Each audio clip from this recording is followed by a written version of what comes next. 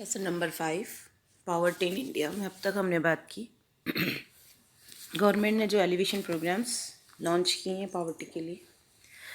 अब नेक्स्ट में उनके अलावा भी बहुत सारे प्रोग्राम्स हैं जो गवर्नमेंट ने चलाए हैं। तो उससे पहले है सबसे पहला इसमें the government has also variety of other social security programs to help a few specific groups. Okay, कुछ ग्रुप्स के ज़रिए चलाए गए। तो सबसे पहला है इसमें national social existence program. Okay, national social existence program is one such program which are launched by the central government in 1995. Under this scheme, elderly dependent people जो 65 के एज से ज़्यादा होते हैं या 65 के एज के होते हैं, जो सीनियर सिटीजन्स कहलाते हैं हमारे, उनके लिए over 65 years of age are provided pension. Poor women and alone widows are also covered under this schemes. जो ओल्ड एज हो जाते हैं, जिनकी ओल्ड एज में जाके अर्निंग की पावर नहीं रहती, या विडोज़ हैं, या अकेली औरत है जिनका कोई सहारा नहीं होता, उनको भी ये कवर करती है। सिर्फ सीनियर सिटीजन्स को ही कवर नहीं करती, विडोज़ और सिंगल वुमेन को भी ये कवर करती है, उन्हें पेंशन प्रोवाइड करवाती है।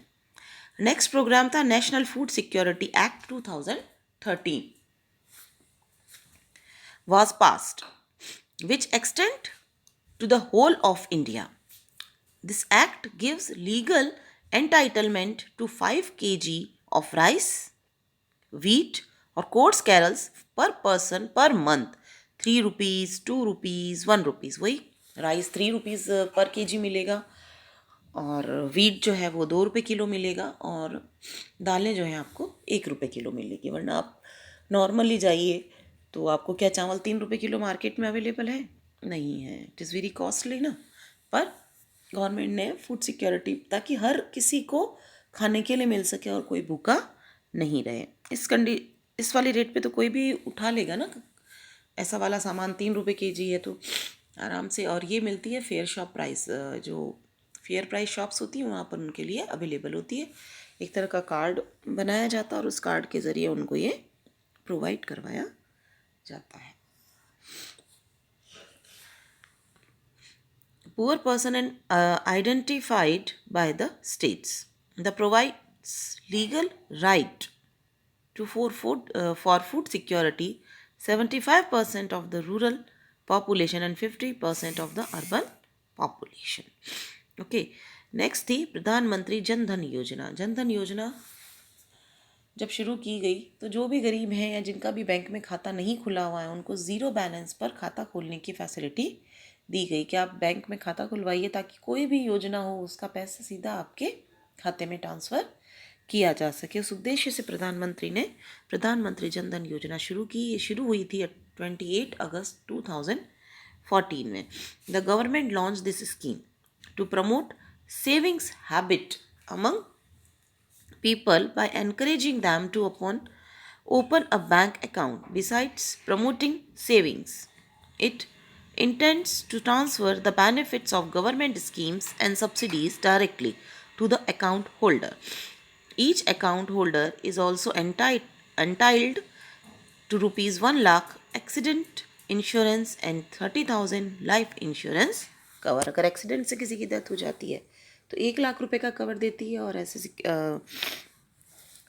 लाइफ इंश्योरेंस देती है वो 30,000 रुपये का। तो हर एक गरीब का खाता उन्होंने, हर एक आदमी का ज़ीरो बैलेंस पर खाता खोलने के लिए प्रमोट किया, ताकि उनकी सेविंग्स की हैबिट बढ़े और कोई भी योजना हो तो सीधा पैसा उनके अकाउंट में ही ट्रांसफ़र किया जा सके। तो इसके लिए प्रधानमंत्री जन धन योजना शुरू की। अभी तक हमने जाना कि बहुत सारी योजनाएं पॉवर्टी के एलिवेशन के लिए शुरू की गई। अब हम देखेंगे कि ये प्रोग्राम्स जो हैं गवर्नमेंट ने लॉन्च किए तो इसका कितना पॉजिटिव इम्पैक्ट रहा है और कितना ये मतलब फेल हुए हैं, कितना पास हुए। मतलब उसके फेवर में भी बात करेंगे, उसके अनफेवर में भी बात करेंगे। मतलब इन प्रोग्राम का वास्तव में कितना अचीवमेंट रहा और कितना ये फेल हुए हैं। ठीक है, तो अचीवमेंट्स की बात करते हैं कि इन प्रोग्राम्स का कितना अचीवमेंट रहा है। The major achievement of these programs are as follows. First is the proportion of population below poverty line has decreased substantially.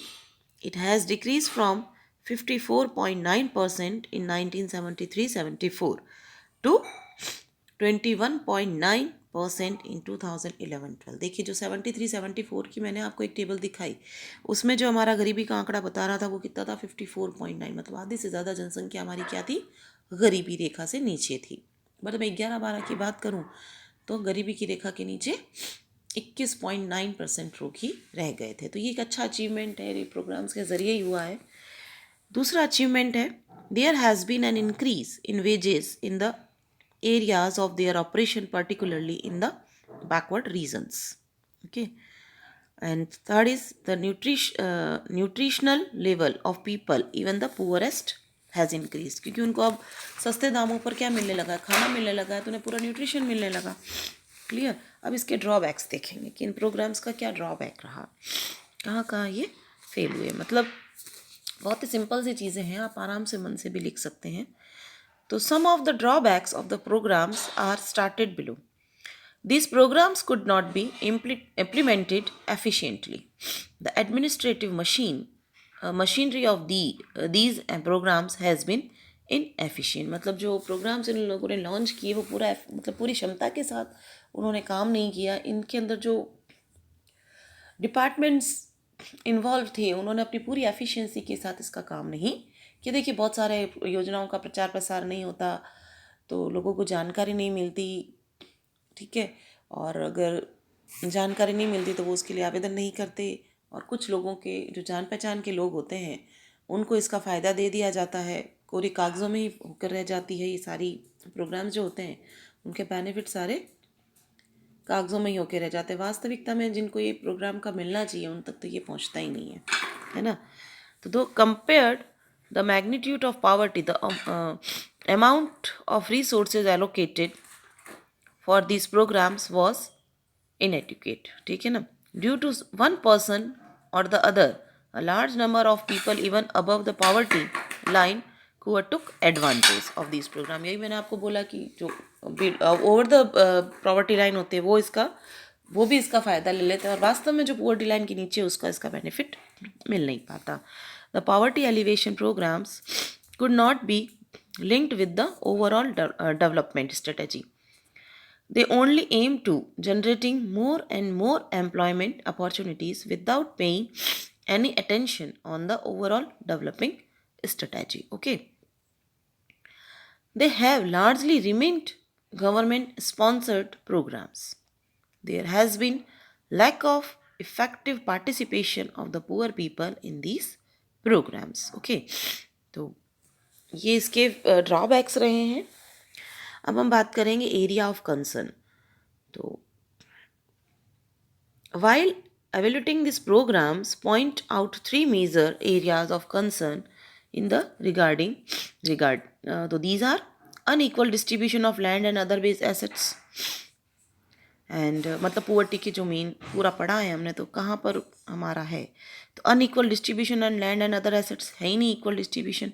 अगर ये इक्वल हो जाता तो कितनी गरीबी का मामला रहता ही नहीं, और इनकम का भी इक्वल डिस्ट्रीब्यूशन हो जाता तो गरीबी में से कुछ हद तक हमें निजात मिलती है। And adequate resources allocation of these programs, resources हैं वो भी सही से रिसोर्सेज को एलोकेट नहीं कर पा रहे थे, तो उसको भी हमें ध्यान देना होगा। फिर है आपका implementation of the program by ill motivated inadequately trained and corruption prone people, okay, like government personals and bank officials.